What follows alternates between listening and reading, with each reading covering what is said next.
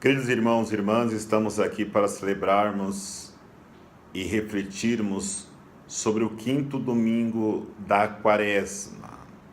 Estamos já chegando ao final do tempo quaresmal.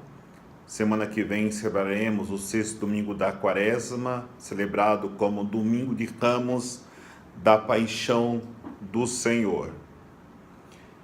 Fizemos uma longa caminhada e nesses 3 últimos domingos estamos refletindo sobre o nosso caminho catecumenal para que possamos rever a nossa caminhada de fé através do nosso batismo e no sábado santo da ressurreição de Cristo renovar a nossa fé, renovando as nossas promessas batismais.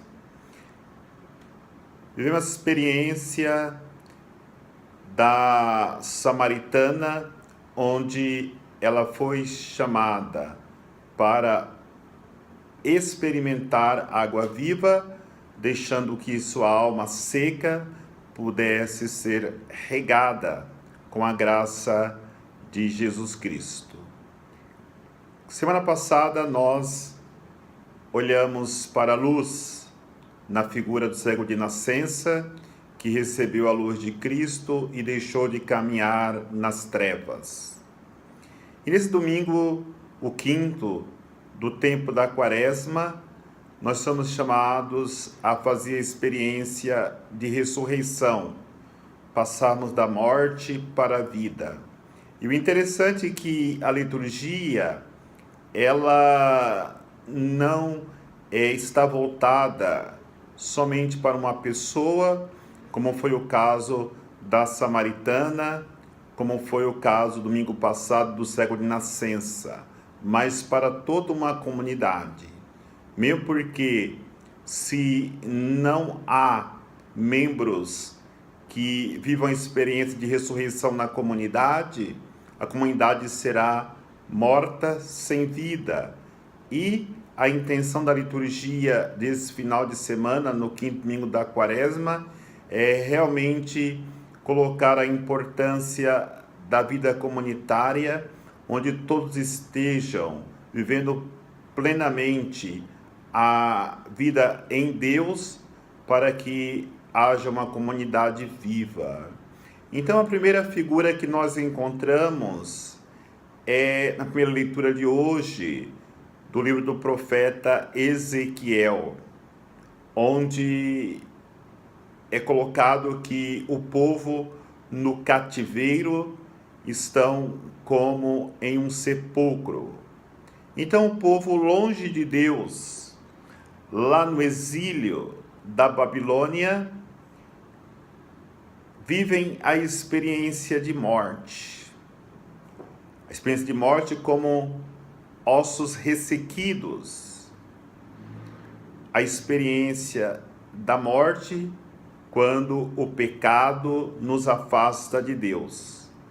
Mas sempre Deus nos dá a graça da esperança.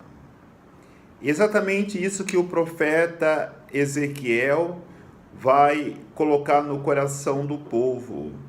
Nós conhecemos esse texto de Ezequiel 37, quando Deus mostra para Ezequiel, lá na montanha, ele olha e vê aquela multidão, aquela grande quantidade de pessoas mortas e apenas seus ossos ressequidos. E Deus pergunta para o profeta: será que esses ossos, eles podem reviverem? Eles podem recobrar vida? E o profeta responde: é o Senhor que sabe. De repente, aqueles ossos começam a ganhar vidas e, de repente, começa a crescer naqueles ossos, medulas, carne, e eles revivem novamente. Então, é o simbolismo do povo de Israel que, mortos no exílio, sente novamente, através do profeta Ezequiel, a esperança de voltar novamente a uma vida plena que só Deus pode conceder a eles. Por isso, irmãos, por isso, irmãs, nós temos que refletir sobre a realidade nossa nos dias de hoje, porque olhando para as famílias, a relação entre marido e mulher, será que muitas vezes essas relações, essa convivência familiar não se assemelha a um sepulcro onde não há vida, onde não há mais sentido de viver, estão como ossos ressequidos? A mesma realidade podemos refletir sobre os jovens de hoje, quando caem na bebedeira, quando caem nas drogas, quando não encontram mais sentido para a vida diante das dificuldades enfrentadas no mundo de hoje, que é muito nocivo para a juventude, ou até mesmo para as nossas comunidades, como a comunidade de Israel estava no exílio da Babilônia, as nossas comunidades também podem estar vivendo exatamente essa realidade de ossos ressequidos, como um grande vale onde existem mais pessoas mortas do que vivas espiritualmente. Então, é preciso, é necessário nós olharmos para as nossas comunidades eclesiais e fazermos uma reflexão como que ela está caminhando, como ela está vivendo, se realmente está vivendo uma vida plena em Deus, ou há um grande cemitério onde as pessoas não têm ânimo, onde as pessoas não têm sentido em viver a vida que Deus lhe concedeu, que Deus lhe ofereceu para trilhar o caminho da santidade. Outra realidade que temos que refletir é a segunda leitura, quando São Paulo fala à comunidade de Romanos. Ele vai dizer a realidade da vida na carne e a vida espiritual. Se a comunidade, ou se cada membro individualmente está vendo na carne, ainda não fez experiência de Cristo. E sabemos que Cristo deve ser a razão de uma comunidade cristã. E se Cristo é a razão de uma comunidade cristã, não tem sentido os membros desta comunidade eclesial viverem na carne. Então, com o batismo, nós morremos para as paixões da carne e ressuscitamos para uma vida nova em Cristo. E é isso que São Paulo expressa, coloca para nós, para que possamos entender que a nossa vida é uma vida espiritual, porque ganhamos de Cristo a plenitude da vida através da doação que ele fez da sua própria vida. E olhando para o Evangelho de hoje, que nos traz a reflexão da morte e ressurreição de Lázaro, nos direcionando para uma reflexão sobre a vida comunitária.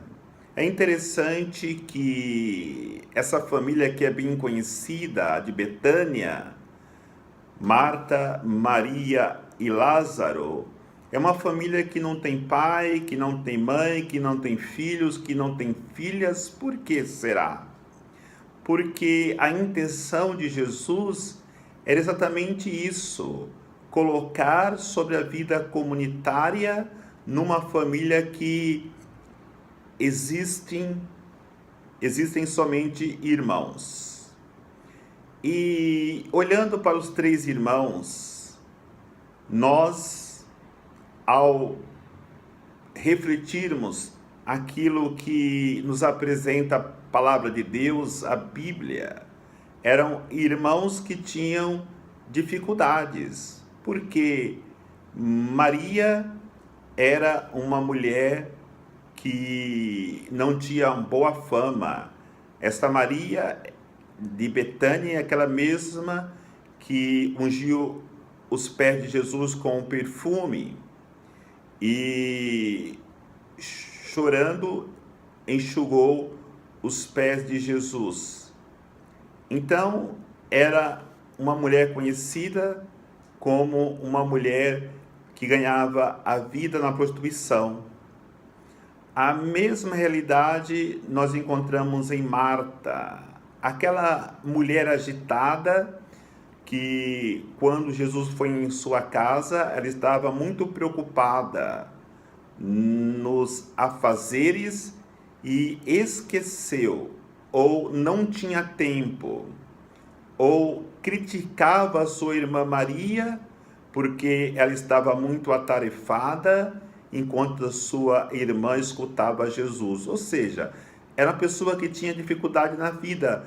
Ela era uma pessoa agitada que não conseguia parar diante de Deus para escutá-lo e, consequentemente, viver uma vida direcionada pela palavra, pela bondade de Deus. E Lázaro, que era um homem leproso, e numa reflexão espiritual, a lepra é símbolo de pecado. Era um homem pecador, ou seja, era uma família cheia de dificuldades. No entanto, esta família tinha Jesus como amigo. E quando temos Jesus como amigo, nós poderemos vencer qualquer dificuldade. Exatamente isso. Na hora que o irmão morreu por causa do pecado, toda a família sente, toda a comunidade sente. E eles recorrem a Jesus para que Jesus vá e ajude o seu irmão que está doente. Essa atitude temos que ter nas nossas comunidades. Quando temos um irmão doente, principalmente por causa do pecado, da lepra, precisamos recorrer a Jesus Cristo e nos preocuparmos com Ele, como se preocupou Marta e Maria. E a atitude deles ou delas foi chamar Jesus. Interessante que Jesus soube que Lázaro estava muito mal e demorou ainda alguns dias para poder ir ver seus amigos. Numa reflexão espiritual, talvez é isso que estamos precisando. Morrer para a nossa vida velha, para que depois Jesus venha e nos ressuscite para uma vida nova. É interessante aquilo que Jesus faz. Ele se demora para ir ao encontro de Lázaro, para que nós possamos entender. Para que haja ressurreição, é preciso que também aconteça a morte. E Lázaro, morrendo, Jesus pôde ressuscitá-lo para uma vida nova, sem a doença, sem a lepra, sem o pecado. E interessante que a liturgia no Evangelho de hoje coloca que depois de 4 dias que ele estava enterrado, colocaram uma grande pedra para poder sepultar Lázaro. E na verdade o sepultar Lázaro e colocar uma grande pedra, exatamente a situação de muitos hoje. que são oprimidos pelas dificuldades da vida, que estão no pecado e acabamos por enterrá-los e colocamos sobre eles uma pedra grande para que termine logo esta realidade e não nos preocupemos mais com o pecador. Mas Jesus vem para dar esperança. Jesus veio para restaurar as vidas.